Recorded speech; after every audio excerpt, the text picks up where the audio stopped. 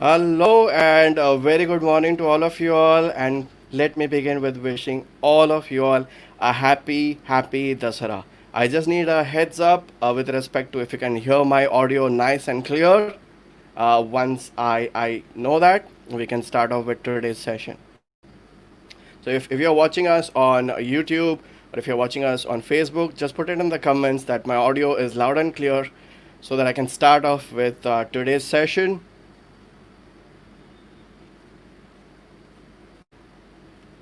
All clear. So thank you, Ashish. Ashish is telling that it's all clear. So let me invite our guest for today. He's a very special guest. This is the first episode of the second day of the 32-minute podcast launch, and we have with us Dr. Rajeev Chitguppi. Hello, sir. Hi, good afternoon. Yeah. Good afternoon. So I wanted to say this that the topic of COVID 19 was followed by many people when it started its course in India. We have no doubt about that. Many did a lot of research and spoke on it for a while, but then later on they left it. However, there was one person who followed the topic persistently. His updates were consistent, clear, and evidence based. I have no hesitation in saying that there is only one person whom I trust unbiased when it comes to updating my knowledge about COVID 19, and that is Dr. Rajeev Chitguppi. Truly the trending dentist. His tweets reflected the clarity of his thought process. Sometimes, in fact, I have to remind myself is he a periodontist really, or is he a microbiologist or an immunologist? Because he's so passionate about his research, and it's seen in his tweets and his posts everywhere, even in his publications. So, please join me in welcoming Dr. Rajeev Chitguppi for the first episode of the 32-minute podcast launch event, day 2. Welcome to the show, Dr. Rajeev. Thank you, Dr. Mayur. It's a great pleasure to be with you in this show. It is And my looking honor at the and topics pleasure. you arranged great topics, great sequence, and I wish you all the best. Thank you so much for that. Even your topic is really interesting. So, Dr. Rajeev Chitguppi has a very And interesting I love topic this. today, and it's titled like this. And I Yeah, love this. your risk of yeah. This I'll just say the topic. Your risk of death if you get infected with coronavirus now is probably about half of what it was in March or April. The question is why. It's such an interesting topic. It's just so picky and catchy. I really love the title that you've kept. So, what happened was earlier, the way we looked at the disease, the way we understood the pathogenesis was different. And now our understanding has improved so much in the last 6, 7 months. Initially, it was exclusively an respiratory illness. We used to think which virus affects our upper respiratory tract, which virus affects our lower respiratory tract, and coming to SARS-CoV-2, it affects both upper and lower respiratory tract. So, doctors, physicians, everybody, all COVID specialists used to treat the patients from respiratory illness point of view. And Right. as our understanding improved, then they realized it need not be a respiratory illness. There is so much multi-system involvement associated with it. So then they realized the importance of handling the clots, the thromboembolism factor, the Yeah. cardiovascular factor, and reducing the cytokine storm. The most important thing, the body tries to protect you initially, but once it realizes that the things are going out of its control, it becomes very, very aggressive and Right. non-specifically it starts producing the cytokine storm.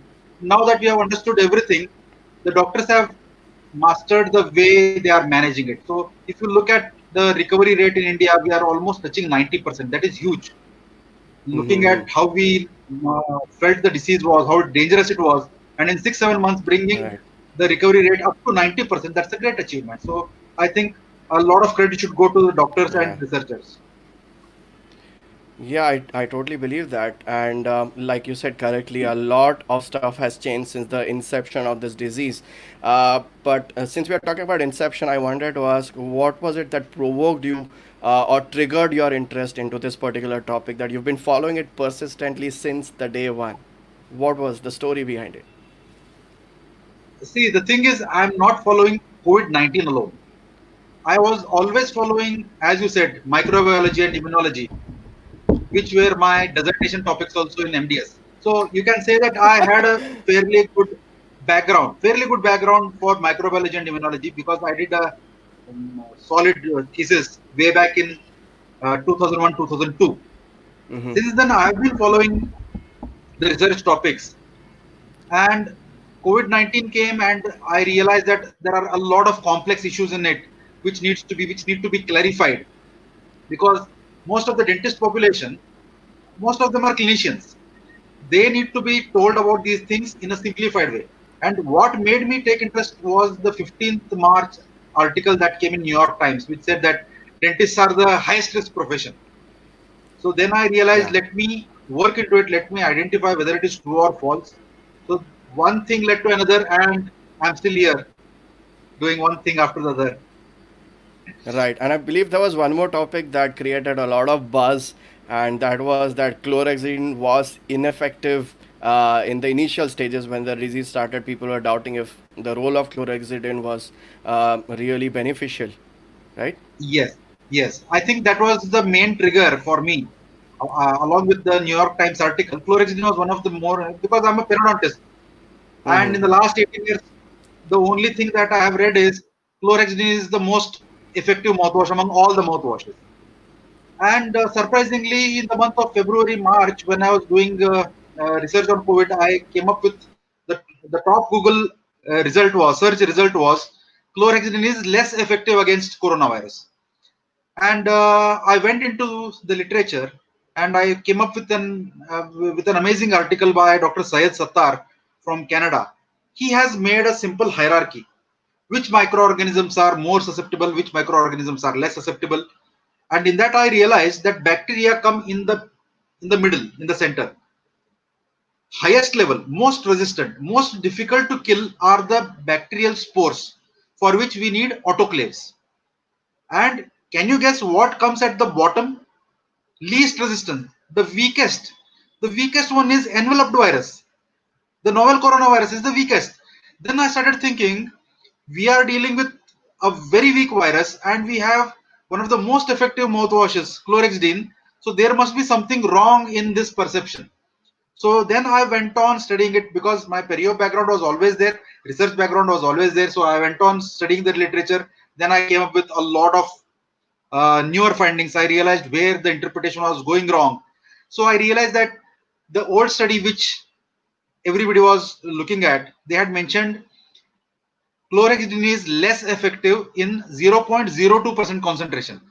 Now, if you go into the market, try to find out one product that contains 0.02%, you will not find anything, because products are not available at 0.02%. It is a very, very low concentration. Our mouthwashes are 0.2%, 0.20%, means 10 times stronger. And very soon in the month of April, Lancet published a study in which they showed that 0.05% is enough to kill SARS-CoV-2. It's like if you have chlorhexidine, 0.05%, it can kill SARS-CoV-2. And our mouthwashes are always already 0.2%, means we already have 4 times stronger chemicals in our hand that can kill the coronavirus. And we don't have to destroy the RNA. What are we doing? This is a lipid envelope. It's an enveloped virus. There is a lipid envelope. Into that lipid envelope, spike proteins are embedded. So you destroy the viral envelope, the virus is as good as inactivated. So this lipid envelope can be destroyed by any chemical. You can take povidone iodine, hydrogen peroxide, or any new company from which we keep on receiving messages on WhatsApp, a new chemical discovered that can inactivate the virus. There is no big deal in it. Any chemical can destroy it, but all these experiments are outside the mouth. When it comes to inside the mouth, it's a different ball game. Yeah. That's where only chlorhexidine can help. Yeah, and why would you say that chlorhexidine is the only one that you trust completely? Is it something to do with how it's killing or how long it's active?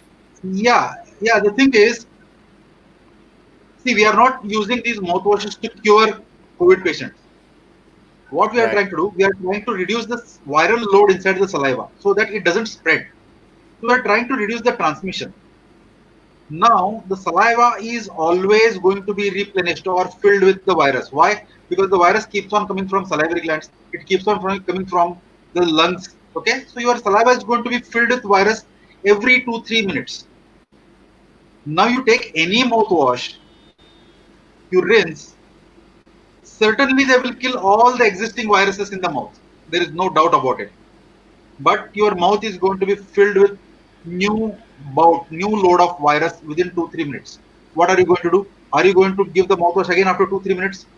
Now, being a dentist, the patient is on the dental chair for 60 minutes. Does it mean you'll ask your patient to rinse every 2-3 minutes? Means in 1 hour he will have to rinse 20-30 times? No. That's why you don't need a mouthwash that kills the existing viruses. Every mouthwash will kill the existing virus. You need a mouthwash that stays inside the mouth. Even after spitting, it remains in the mouth and can Yeah. kill any new virus that can enter the mouth. This is where you require the property of substantivity. Substantivity is persistent attachment to hard tissues and soft tissues of the mouth and sustained release into saliva. And British Dental Journal 1999 has clearly classified the mouthwashes into three groups: Class A, Class B, Right. Class C. Class A is the one that has got mouthwashes with substantivity. Means these are the only ones that can adhere to the tissues inside the mouth. And in Class A, we have only one mouthwash, that is chlorhexidine. That's why chlorhexidine is the one that gives stains. So if you Right. simply want to know which mouthwash attaches to your oral tissues, you have to just classify the mouthwashes into two groups: stain producing, non-stain producing. So if somebody says my mouthwash doesn't Right. give stains, that is because the mouthwash doesn't attach only. No effect, obviously no side effect. It is as simple as that. True. And True. In So, the Korean study May 2020, yeah, I yeah. wanted to add one more study which gives you clinical relevance. In the month of May, Korean Medical Sciences Medical Journal came up with this study, published this study, which said one single rinse of chlorhexidine mouthwash, 30 seconds, can reduce the viral loads in the saliva for 2 hours. So suppose you have a patient, give chlorhexidine mouthwash at the doorstep only. He'll be on the chair. Even if you treat him for 1 hour, viral load is less. You want more security, Yeah. more safety, repeat the mouthwash after 30 minutes. Doesn't matter. But you don't have to give chlorhexidine every 2-3 minutes.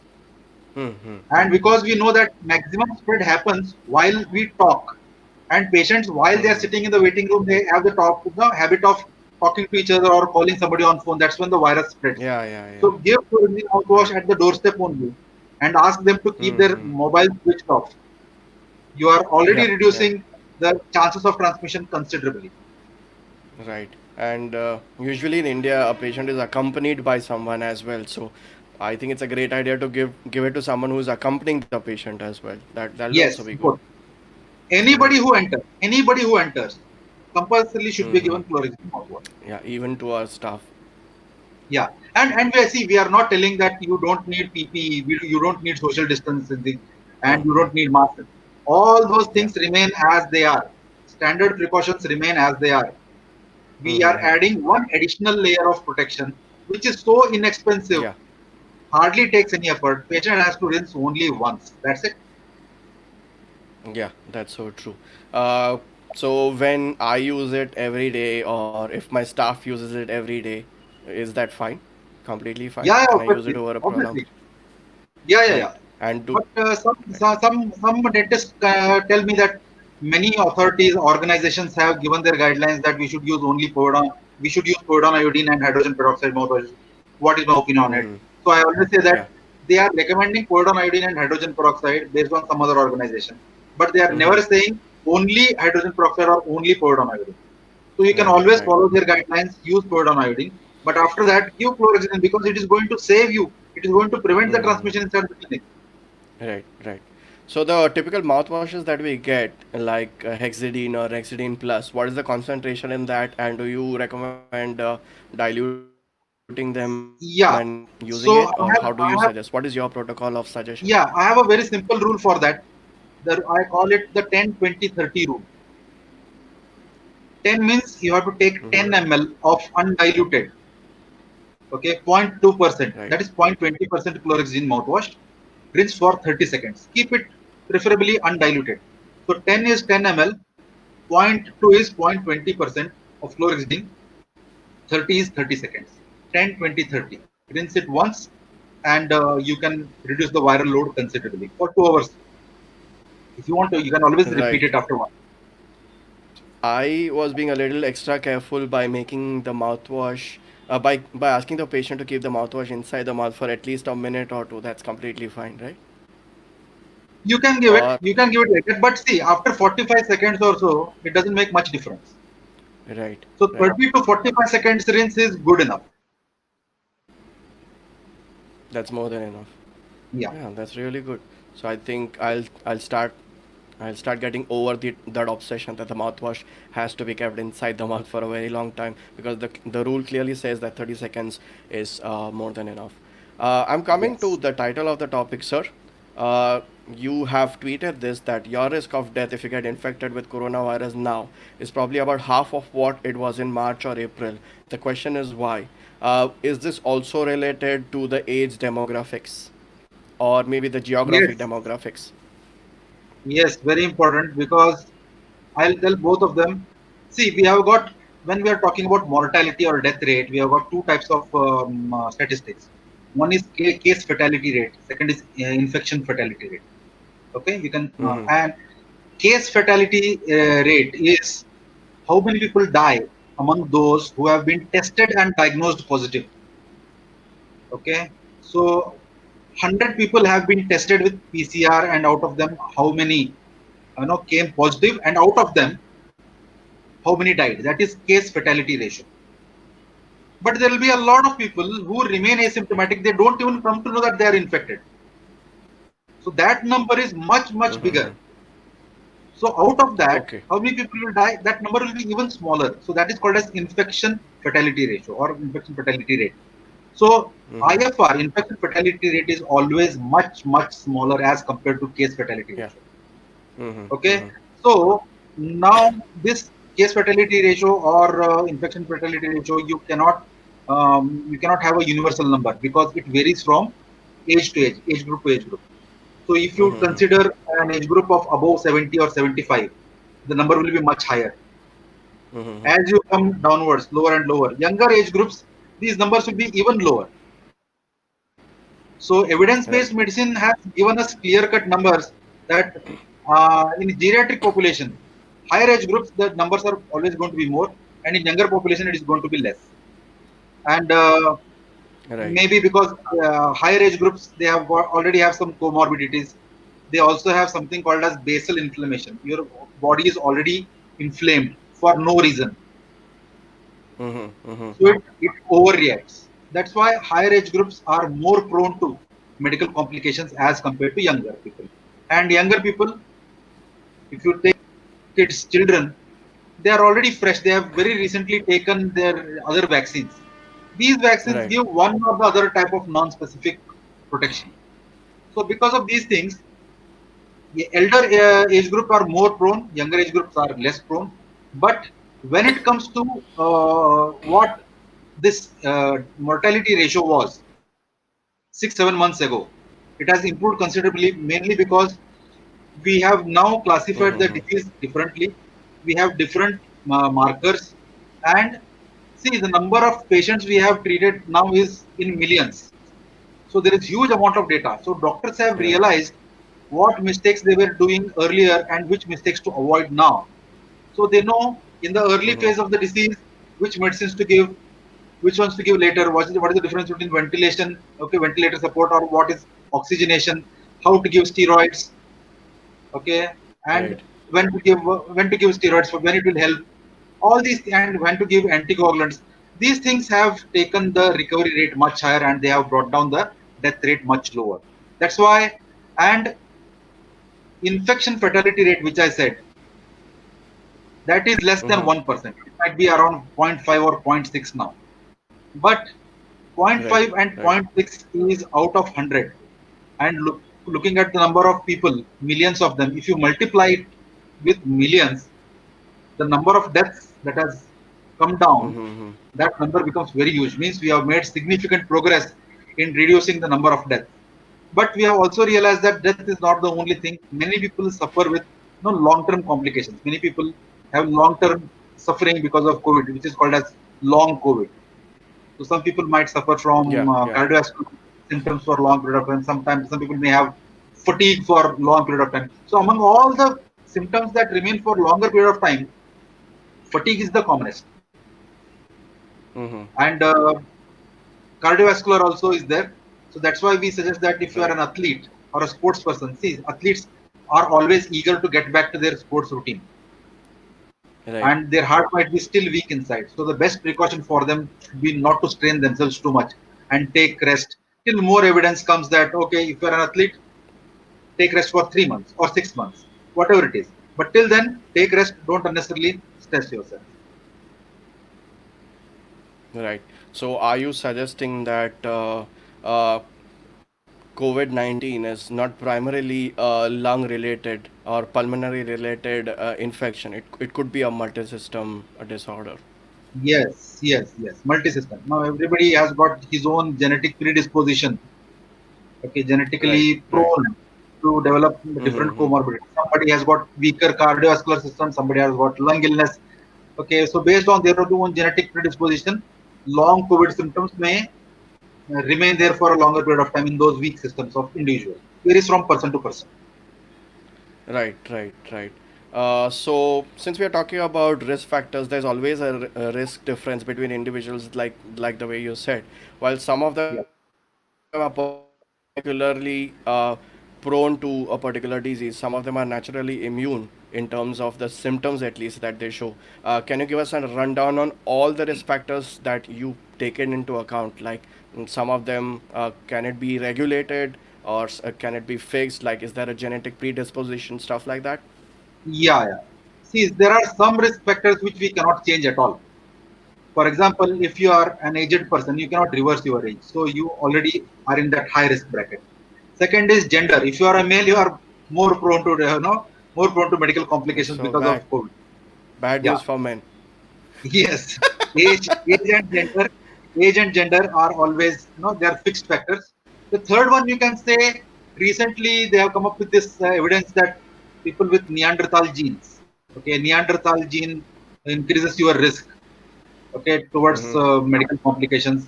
And they have also come up with this statistic of South Asian population. This much, this many percentage of people have this Neanderthal gene. In Europe, so many people have this. It's in early stages, but we have got some idea. So genetics, age, and gender are three things which we cannot. And also there are some other things like, as I told just now, many people are genetically prone to weaknesses in different systems. Somebody is genetically prone to develop complications in cardiovascular system. Somebody has weak heart. Somebody has got poor gastrointestinal system. Somebody has got weak respiratory system. So these are genetically determined. So we cannot change these also. Mm-hmm. And there is one more thing, if I can add, which you cannot control, is our prior exposure to other coronaviruses. For example, common cold viruses are also coronaviruses only, but different family. Mm-hmm. Now, Mm-hmm. somebody who has got his prior exposure to common cold coronaviruses will have some immune recognition. I'm not telling they are protected. Okay, so somebody who is prone to getting common cold Right, again and right. again, he may not be protected by SARS-CoV-2, protected from SARS-CoV-2, but some kind of connection is there. So at least immune recognition, immune memory is going to be there. Many more studies are going on. So in the next few months, we may have more data on how our pre-existing immunity, especially the T cell based immunity and innate system immunity. So people who are watching this program and who are novices, who have very little idea about immune system, I just want to make it very, very simple. Immunity is not just antibodies. It could be innate system, which is very, very basic system. And second is adaptive system, in which we have got cellular immunity, which is T cell, and there is humoral, which is antibodies. So all this while we have been focusing only on antibodies. Now, as Mm-hmm. we are coming up with more and more data about innate, for example, in which interferons act, and then we have got cellular immunity where T cells act, these are going to give us a lot more idea in the coming few months or years about our pre-existing immunity to SARS-CoV-2. That's why if 10 people are infected, not all of them get severe disease. Many of them hardly get any disease. So these are the factors. Now I have just told you all those factors over which you don't have any control. What about those things over Right. which you have control? I can tell two factors. One is vitamin D levels. Your vitamin D levels have to be optimum. I'm not saying you should overload yourself with vitamin D. You should have vitamin D just enough to prevent the deficiency. Mm-hmm. And Mm-hmm. second is your obesity. Your body mass index should not be much more. So Right. if everybody wants to remember one magic number, remember 25. What is 25? Your vitamin D levels should not go below 25. Your body mass index should not go above 25. But if you maintain this, you are doing well. So remember 25. So of course, vitamin D I'm talking about nanograms per ml. I'm trying to maintain as I talk to you. So yeah, we all know that vitamin D is largely deficient because a lot of people are staying indoors. So for people who do not know, vitamin D I think is available in two formulations. One is 2,000 units and one is 60,000 units. So the Yeah, 60,000 one, you can have it weekly or once in 2 weeks and stuff like that, but consult your physician and then yes, have it. So yes, there are some yes. tablets which you can have every day or every 2 days, but there are some of them, they are available in capsule form or they are even in the chewable form. You can just keep it in the mouth and it works. So I have it like once in a week since the pandemic has started. Since we are talking about drugs right now and we've just shifted from immunity to vitamin D right now, would you say that HCQS and vitamin D has helped in preventing the infection in the current situation? Yeah. We have got multiple studies where they have shown that people who had optimum level of adequate level of vitamin D levels in their body, they have suffered less complications, and even the death rate has been less. So we have enough number of studies for vitamin D. And which one you said? The other one, HCQ, hydroxychloroquine. Hydroxychloroquine, yeah, yeah, hydroxychloroquine, Yeah, same. yeah, hydroxychloroquine. There are many studies. Currently, Mm-hmm. ICMR and AIMS are still continuing, going ahead with their earlier recommendation of pre-exposure prophylaxis. They are not telling you hydroxychloroquine to people who are already admitted in ICU. They are telling that pre-exposure prophylaxis, if being done, it will prevent you from getting infected and it reduces the complications. This is what they are telling. So those guidelines are still valid. Of course, there are some randomized control trials which have said that people who are already admitted in the hospital may not be so benefited with hydroxychloroquine. But since our Indian recommendations are still on, doctors should continue to take it. So am I included in that list of pre-exposure? Because I'm a dentist, there's a possibility Yes. that I can get exposed. So should I start consuming it once in a week? Yeah. I As can. long as ICMR is recommending, AMC is recommending, you should go ahead with it. And of Right. course, So some state governments have replaced hydroxychloroquine with ivermectin also. So you can choose one of them. right. So I am having HCQS once in a week. That's 400 milligrams. So I can either you can have one dose in a week or you can have two doses in the same day. That's 200 milligrams. Yes. But that's just once in a week. But it's important. Right now we are talking about HCQS, but it's important that even this medicine, sorry, has to be taken under the supervision of your physician because it does not go down well with cardiac patients. So whatever that we Yes. are discussing in today's session, don't just consume it blindly. I think it's very important that you consult your own physician and do the needful. Right, so we Very true. jump Very into HCQS and vitamin D because we are talking about T cell immunity. And we've already seen that uh, the infection is changing the ratio of the white blood cells. And I think you've made a very interesting video on early diagnosis of the disease, which is also having the blood cell count into consideration. And I happen to, just stumble upon a video that you had made. It was a doodle, I think, that you had made. And I think yes. it's a good time to share it with our audience if you give me permission for that. Yeah, yeah. Can I share it with the audience? Yeah, please. You saw it on YouTube? Right. Yeah. Yeah, I saw it on YouTube. I'll just play it for everyone. Are you able to see my screen, guys? Yeah, yeah.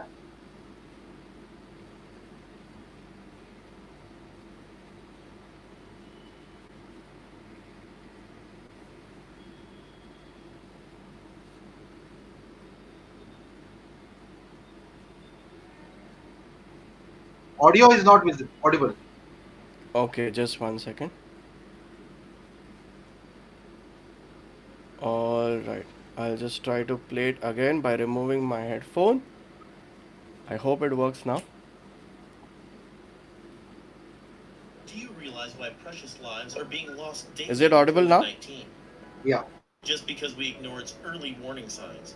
Success of COVID 19 treatment solely depends upon its early detection. First week of symptoms is critical. Because of our fear, denial, home remedies, and self medication, we lose crucial time. If you develop symptoms like fever, cough, weakness, etc., monitor yourself right from day one. And monitoring is as easy as ABC. What is ABC? It's a 3-step protocol that has saved many lives. A stands for air or oxygen. Check your oxygen levels daily by putting a pulse oximeter on your finger. If the number goes below 94 and starts approaching 90, don't wait. Move to step B. B is for blood. If your blood report shows less than 20% lymphocytes and the neutrophils are 4 times higher than lymphocytes, jump to C. C is for chest. Get a high resolution chest CT scan done and look for opacities. They show the disease severity. A positive report with high score indicates lung involvement from COVID 19. Contact a COVID hospital immediately for treatment. ABC is very simple. Please remember to use the ABC protocol to save yourself and your loved ones from COVID 19.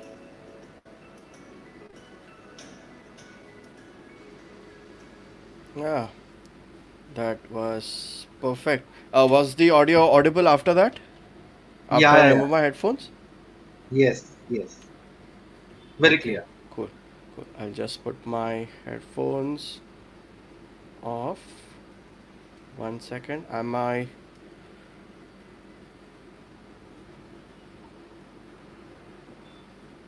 Yeah. Yeah. Am I audible now? The video was audible, right?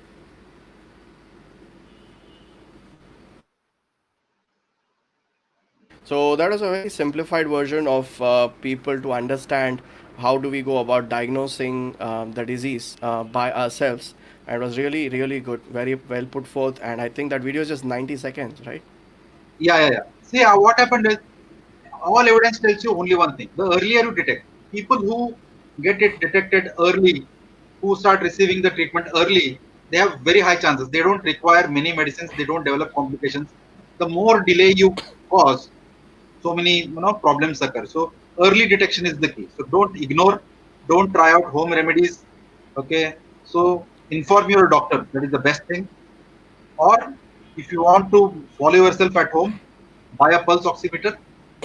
If the number goes below A for air, oxygen, if you find that your oxygen levels are less than 94, jump to B, simple blood test. If your lymphocyte levels are low, see, COVID-19 is known as the serial lymphocyte killer. So if you have COVID-19, your lymphocytes will already be low. And at the same time, neutrophils will be higher compared to lymphocytes. How much? Neutrophil lymphocyte ratio will be 4 or more. So now B is also positive. Jump to C. C is chest CT. Look for opacities. If your opacities are also there, the imaging center itself will tell you that this much score means this much complication. You directly start taking your medical treatment. So the earlier you start it, very good prognosis, and you can save lives. So in fact, I suggest learn this ABC protocol, teach everybody because every life Right. matters. Right. So I think I'll be more than happy to share the link of the video with everyone. If people want to know the link, I can just paste it on the comments. I'm going to be doing that now. Yeah, So I'll move on to the next question and I'll be putting that in the comments later on. yeah, So our concern in the dental practice is that the infection must not be transmitted. That's all, irrespective if it's from the patient to the dentist or even vice versa. What test would help us decide on whether the patient is infectious or not? Because that is the thing that really matters. So, do we have a practical and available access to the test that helps us in the process? Do we still have it? yes. See, as you defined it very well, dentists don't have to check who is infected. Our dental Right. clinics are not COVID centers. We Yeah. just want to know. who the patient enters the clinic, whoever enters our clinic, does he have the risk of transmitting the virus when he is inside the clinic? So we know that there are people who can be COVID positive but may not be transmitting the virus. So you need to identify who transmits the virus. COVID positive, that status will remain for many weeks. For 5-6 weeks, the person may still continue to show COVID positive. That is not our concern. Our concern is whether he can spread the virus. So for that, you just need an antigen test. So we are not checking the infection status, we are checking the infectivity status or infectiousness status. So for that, you just need antigen test. So there are many people who say, no, antigen test is not so sensitive, as sensitive as RT-PCR. And even if antigen test comes negative, you have to repeat RT-PCR. This whole argument is for infection. If you want to identify who is infected, then you have to repeat the RT-PCR. But if you are a dentist, a patient enters, you do antigen test, and he is negative, there itself you come to know that this person may be positive, but he will not spread.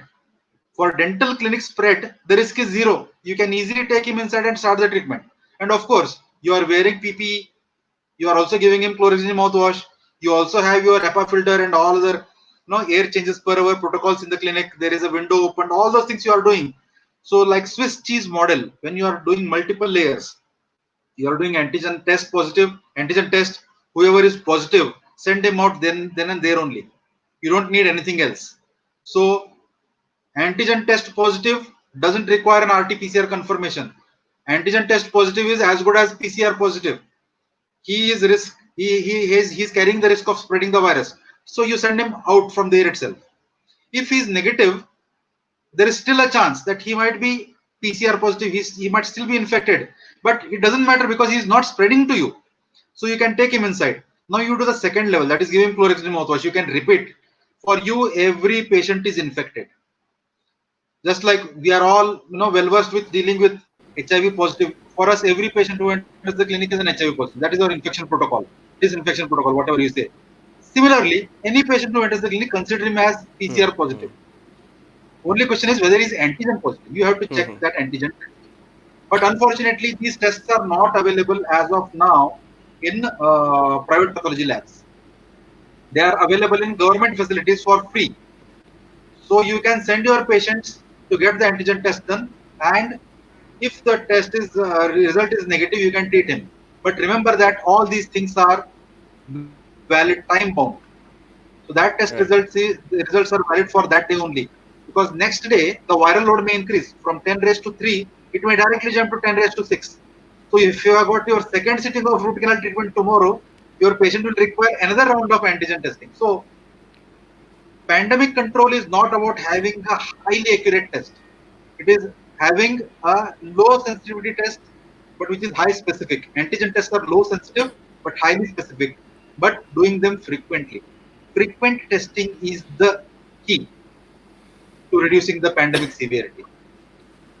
But now that Right. Feluda is Right. coming CRISPR-based test, it is going to be available in the next few weeks. Maybe I think in the month of second half of November it should be in the market. So you can get all your patients tested with, and you can use saliva also. CRISPR test, Feluda test allows you to take saliva. So you need not be an expert in taking swab only. You can take saliva-based tests. Can I share a slide? Yeah. Yeah. Sure. Please. I'm sharing the screen. I'm showing you Yeah. one slide.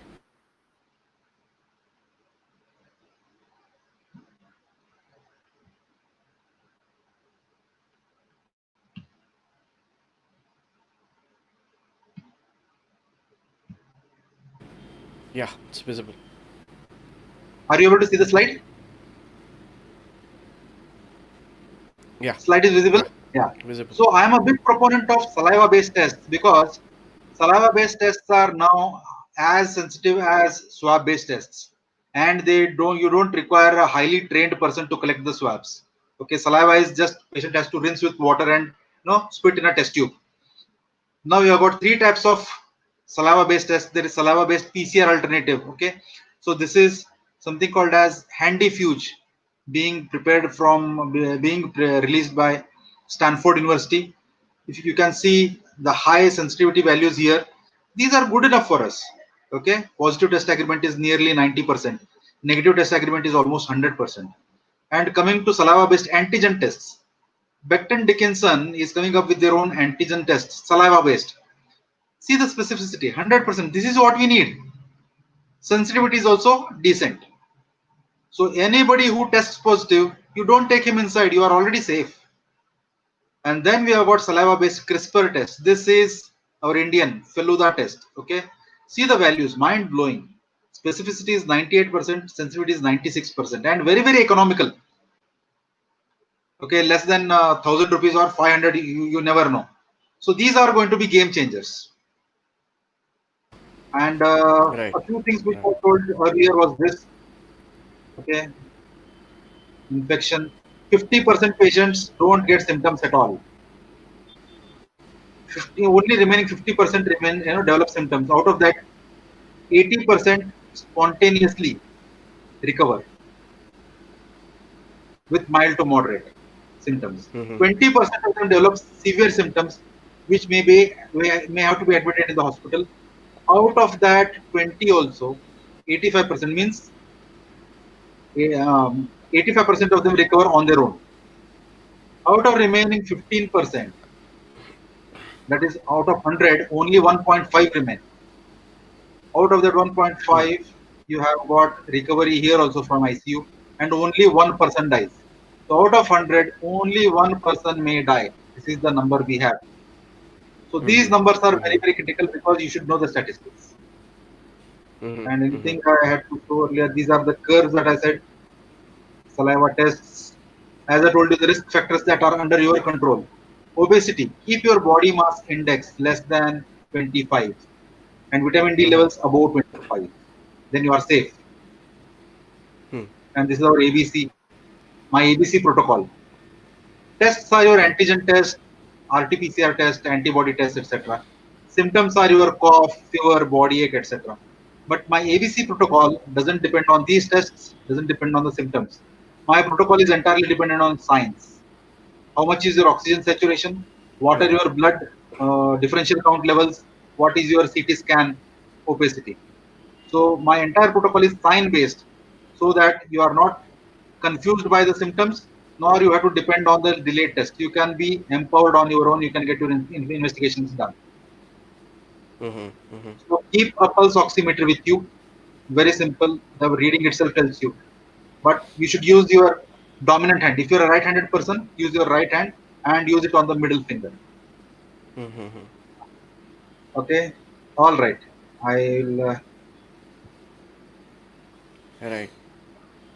So I'll stop sharing. we can proudly show the middle finger to the pulse oximeter. Kind of, kind of. Right, right. Yeah. So, since we are talking about the test, I think I want to understand the cycle threshold value a little bit more because I couldn't understand it in your previous lectures. Can you explain a little bit about it and why we should take it seriously? Is Yeah, it yeah. related to that same thing that we have to test frequently stuff? Yeah, see, cycle threshold is the number of amplification cycles. How many amplification cycles you have to run in your PCR to detect the viral RNA? Means what? Mm-hmm.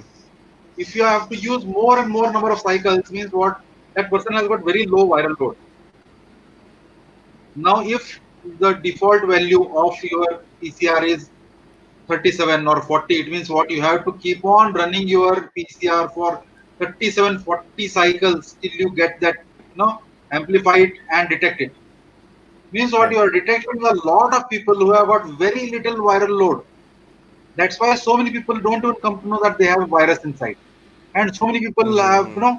they get infected, they get diagnosed also, but they have got very mild symptoms. That's why viral load is very, very important. Now, there are Mm-hmm. certain Mm-hmm. numbers. This number understanding is very important. All we need to know is at what number the person can spread to others, at what number he is more prone to complications of COVID-19.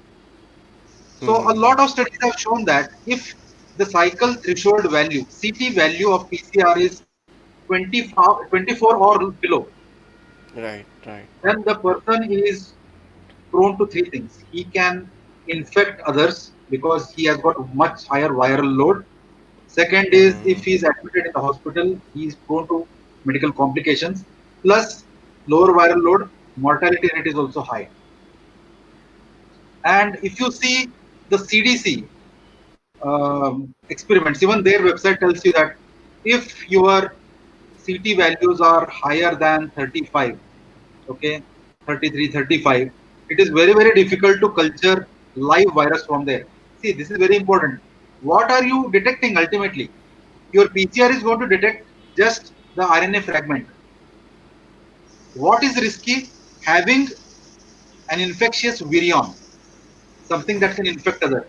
So people who have got high CT numbers, if your CT value is very, very high, means what? Your viral load is very less. Live virus cannot be isolated from those people.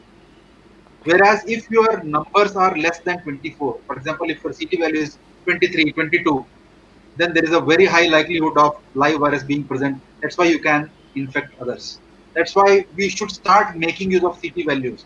ICMR has the same old notification even now that there is no correlation, but we have got a lot of evidence in the last few weeks, and it is time that ICMR changed their guideline.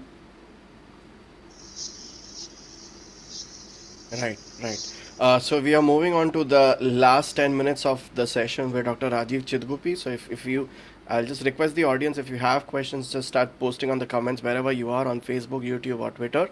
So I'll move on to my next question.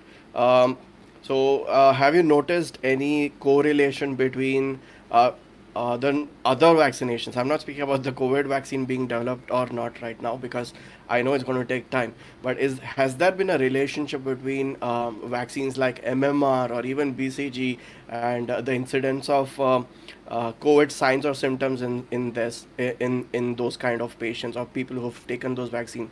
Is the incidence less or the symptoms are much milder or something like that? Yeah, see, there are people in India like Dr. Govardhan Das who has been talking about the effectiveness of BCG vaccine, that it may provide protection to people who have taken BCG vaccine. And we also have some evidence for MMR vaccine, mainly the Sorry. mumps. Mm-hmm. The, the principle is the mumps virus has got a molecule called as neuraminidase, or in short, NA. So mumps virus has got neuraminidase, which is in one or the other way similar to the spike protein of SARS-CoV-2. SARS-CoV-2 uses spike protein to attach to host proteins, host receptors, and gain entry into the body. Similarly, mumps virus uses neuraminidase to interact with the host protein, host receptors, and gain entry. So what mumps vaccine does is it acts against the neuraminidase. Right. Now, because neuraminidase is similar to spike protein, there is a hypothesis that people who take MMR vaccine may receive some similar protection against SARS-CoV-2 also. But we need more data. A lot of trials are ongoing, and I am alert watching all those trials. So as soon as I get Absolutely. some data on that, I'll be posting them. But there is, yes, this is a very important question that you have asked. MMR vaccine definitely has a role. We just need more data whether it actually gives active protection, whether it correlates of protection are very high with MMR vaccine. In that case, the biggest problem is solved because MMR vaccine is so harmless. You can just give everybody one more round of MMR vaccine. The whole country can be vaccinated at no extra cost. And there's one more interesting thing that I found out when I interviewed one of my friends. He's a pulmonologist, and he specializes or he takes an extra effort to treat tuberculosis patients. So he had a story to share that when the pandemic actually started, and since he was in charge of the tuberculosis patients, so they were really worried about co-infection and he was really scared what is going to happen because these patients would be more susceptible. That is what they had thought of initially. But as the time progressed, the cases were increasing a lot outside in the outside world. But these close group of patients who had tuberculosis or who were vaccinated, um, or who are being treated for tuberculosis, the incidence of COVID 19 was strikingly less in those cases. So there's definitely some correlation that's going on, which we had not expected in the past, but it's becoming more and more clearer as the time is passing. So there's something definitely going on with respect to the vaccinations that we have taken when we were younger or kids. So that's something that I also wanted to share. Right. So we are almost coming to the last question, and I wanted to ask about uh, herd immunity or lockdowns. Is that a flawed paradigm? What is your opinion on this entire concept? Yeah, see, herd immunity, in the beginning, we all thought that more and more people get infected, they all develop antibodies, and the whole community, there will be a certain amount of population that develops antibodies, and automatically the spread of virus will be stopped.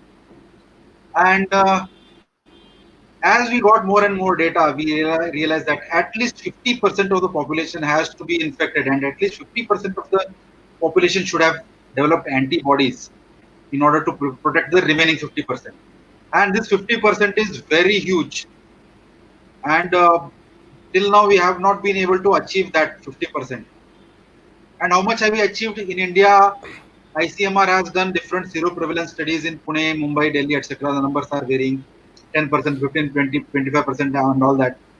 Very recently, last week, we have got report from Wuhan, the epicenter of COVID-19, and they did the study and they tried to identify what was the seroprevalence, how many people have developed the antibodies, and that, if you call it herd immunity, it is less than 5%, 3.9% to be exact.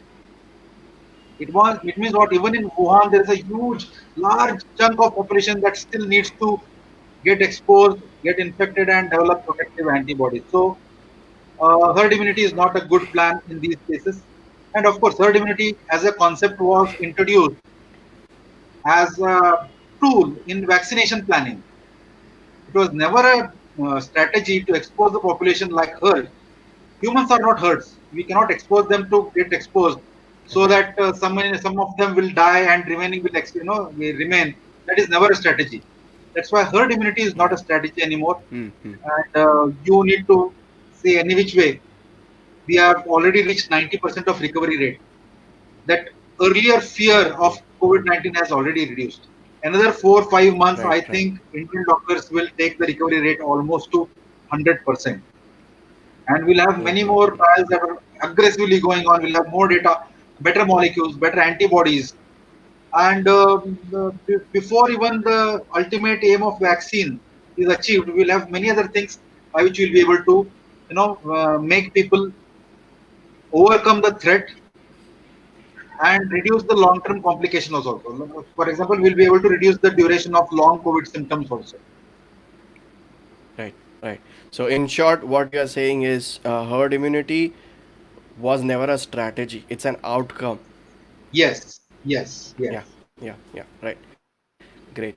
So I think I'll start taking questions from the audience now. I'll just put it up on your screen. So Dr. Padmanabhan Yuvraj from Coimbatore. Hi Padmanabhan sir. Can we assume that a person with high viral load has greater chances of developing profound fibrosis of multiple portions of the lung? I think this was also one of the questions that I also wanted to ask. But what is your opinion about yes. that? So. Yeah, see, the thing is, viral load is connected with infectivity as well as people have developed more chances of more likelihood of developing complications. So Mm-hmm. going by that rule, there are greater chances of developing profound fibrosis of multiple portions of lung if the detection and medical intervention happens later. But if you have Mm-hmm. got high viral load, but you get it detected very early, Mm-hmm. the day you got the first symptom, from that day only you started monitoring yourself and you got the necessary investigations and you got started with the intervention, then even with Right. very low CT value, that is even with very high viral load, you will be able to prevent lung fibrosis. Right. And So I can see timing that you matters. had already Timing tweeted about it on 18th of October. I'm not really sure if you can see my screen, but you've tweeted this on 18th October that early in the pandemic, the doctors were thinking that it could be an irreversible damage leading to lung fibrosis. But the situation is not the same anymore, and there's definitely signs of reversible damage. Yes, this was one of the very good news that we heard in the last week. That even in those cases where we thought there are no chances of lung recovery, people have started showing lung recovery spontaneously. You have to just give time. You have to just give time. Right, right, right. Yeah, so I'll just put up the next question is uh, is about HEPA filters. Do you want to answer this, sir? I think already people Yeah, are using it. and apart from see, we have got three types of things. One is we protect ourselves with personal protective equipment. Second, we take precautions for our patient. That is, we do antigen test and fluorexidine. And then we have got environmental modification also. Like air circulation is ventilation and air circulation is of great importance in environment modification. You know, and in that either your windows have to be open, or if you are running your Mm-hmm. AC, your air has to be directed towards one source which will attract everything. So you can keep your Mm-hmm. HEPA filter and you can use your fans, pedestal fan behind you. Your dental operator keep the fan behind you so that the air is pushing everything. Whatever aerosol is coming out of patient's mouth is being pushed towards the HEPA filter, and there can be an exhaust also which can push it further towards the HEPA filter. So HEPA filter, mandatory or not, I cannot say, but HEPA filter definitely helps. If you don't have windows, All right. if you don't have windows and there is no cross ventilation, it is better to have HEPA filter. And of All right. course, the So risk of dental aerosol is almost reduced now. Okay, we used to think that every yeah. aerosol is risky, but the aerosol that Mm-hmm. comes out of your body directly, either by coughing or talking Mm-hmm. or by medical aerosol procedures, they are risky. In dental aerosols, already Right. you are mixing, so much of water. Most of it is water, so you don't have to worry much. Right. So even I would want to specify something at this point of time. It also depends upon the rubber dam use. So I have changed a lot of my protocols recently. For example, if I had to start, so if I had to do a root canal opening, first I used to do the opening without the rubber dam, and then I used to put a rubber dam, and then start because it was a little bit easier for me. But since the pandemic has started, I put the first thing that I do when the patient comes in is put a rubber dam, irrespective of what the procedure is. Also, obviously, apart from extraction or Yeah, scaling. yeah. So Most I of think our that also dentistry, helps a lot. most of our dentistry is restorative dentistry. And the moment you use rubber dam and high wax section, most of the aerosol concerns are over. So you don't even need an extra oral suction for that. Yeah, yeah. So I think a better thing, Deepika, would be to learn how to put a rubber dam faster and start using it for all the cases. And maybe HEPA filter, yes, but more important would be rubber dam use. Right. So the next question is by Harit. So is there any connection of COVID infection with heart rate and blood pressure? People who have got hypertension, people who have got their pre-existing cardiovascular Yeah. comorbidity are more prone to Yeah. COVID-19 We've complications. already answered And that. we have Yeah. also come to know that there is a what you can say cardiomyocyte. The heart cell is called as cardiomyocyte. There is a cardiomyocyte damage that occurs in because of COVID-19. Right. Okay, that's why we need to wait for some more time for the heart cells to recover. So there is definitely a connection between Mm, heart rate, blood pressure. So cardiovascular predisposition is definitely connected with COVID-19. right. So this question is there. What about flu vaccine? I'm not really sure what that question means. So I'm just going to jump on to the next one. Flu vaccine. I think he said whether flu vaccine helps us with COVID-19. The thing is, just like I told you, flu vaccine is not a specific vaccine for COVID-19. Just like mumps or MMR vaccine also, they are not direct vaccines, no specific vaccines. Hmm. MMR vaccine gives you some non-specific protection because the protein similarity is there. Neuraminidase is similar to spike protein, but flu vaccine doesn't act on this specific molecule. Flu vaccine acts on some other molecule, doesn't act on spike protein at all.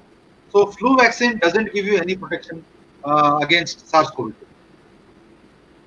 You have to Pavan Kumar Addanki, I think he has. Right. So it is the Right. molecule on which it acts. Yeah. So any molecule that is specific, similar to spike protein, it will give protection. But unfortunately, fluoxetine acts on a molecule which is not similar to spike protein, not on spike protein.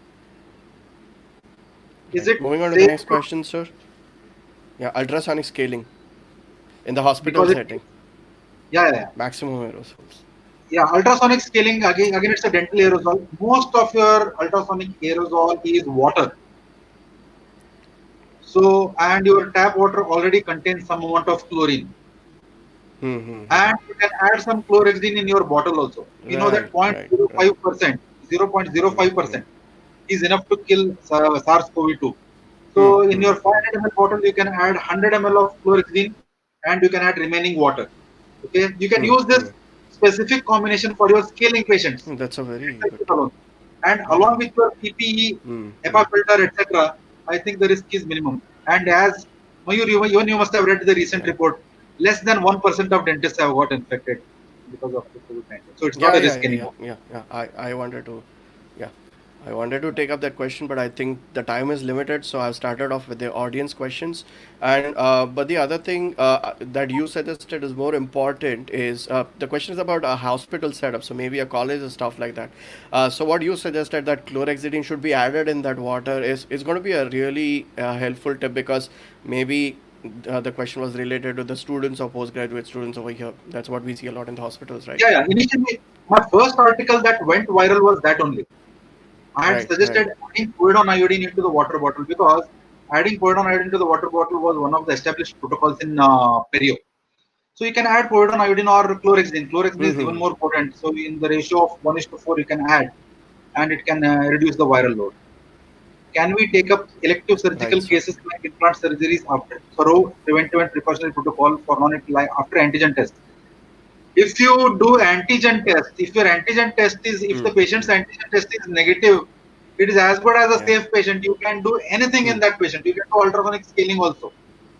If your antigen test, if the patient's antigen test is positive, then send him out only. If he is negative, Yeah. risk is. And again, you Right. can give him mouthwash, add mouthwash to the water bottle. Okay, use rubber dam, high vac section. Do all. Do everything possible till we have more evidence. Right. Right. So there's another question by Pawan. How So Sweden Sweden. was succeeded without lockdown. Sweden has not succeeded in lockdown at all. Okay, it depends on when you at what stage you expose your population. People who have Right. used expose their population in the beginning, they had tests in the beginning only. What is your opinion about full or half respirators? N95 is not sufficient. Respirators are the best, but N95 is also more than adequate. Yeah. There are But the no situation.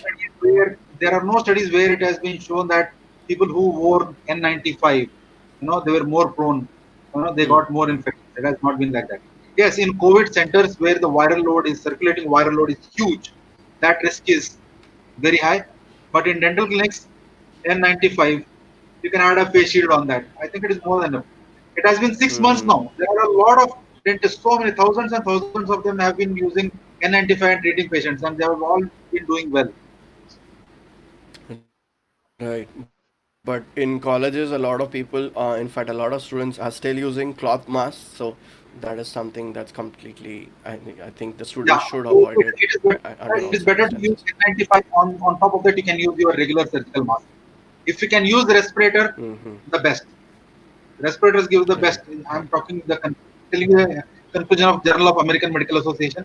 Respirators work the best. Right. What are the chances of spread of SARS-CoV-2 through clothing, scrubs, or after we fomat transmission? See, Right. fomites transmission, surface transmission was an over-calculated and overestimated risk. Okay, so Okay. all those experiments which were done, they had used very high concentration of virus in a very very small area. Okay, and those lab conditions, they don't really correlate with real life conditions. So that surface transmission risk and fomitis transmission risk is very little. But if you are wearing regular scrubs, what you can do is you can keep your autoclave open. Okay, you can keep a separate autoclave. As soon as your one scrub is done, you can directly put that cloth in that autoclave.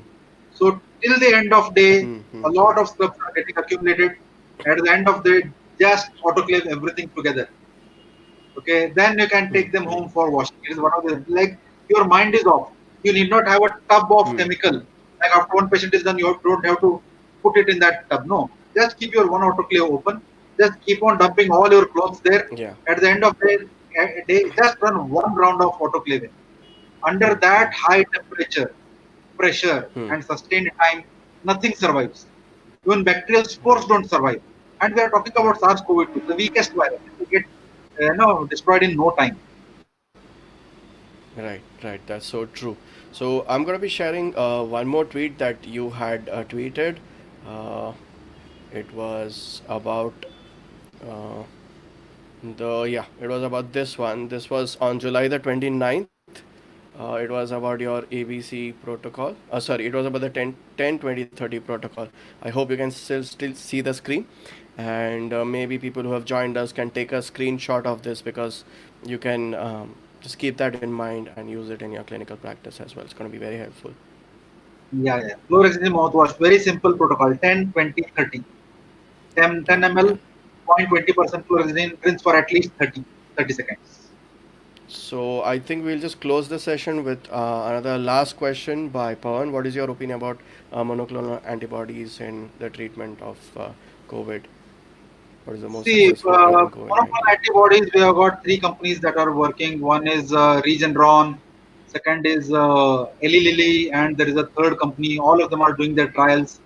Initial data has been good, initial evidence has been favorable. They will be expensive, of course, but let us wait for more trials, more numbers. If it works out, the antibodies will work like antidotes. For example, if somebody is admitted, you just give him one shot of monoclonal antibodies, it will dislodge. For example, SARS-CoV also binds to your host protein, but SARS-CoV-2 binds 10 to 15 times stronger. So you need a very strong antidote or an antibody to dislodge it. So once either Regeneron or Eli Lilly or the third company, any of them works, it will be a game changer. Let us wait for more data. Right, right. So I think that's all we have time for today. Dr. Rajiv, it was a pleasure and an honor to have you in the session on the first session of day two of the 32-minute podcast launch. It was so nice to speak to you. My pleasure, Mayur, my pleasure. It was a great session. Thank you so much.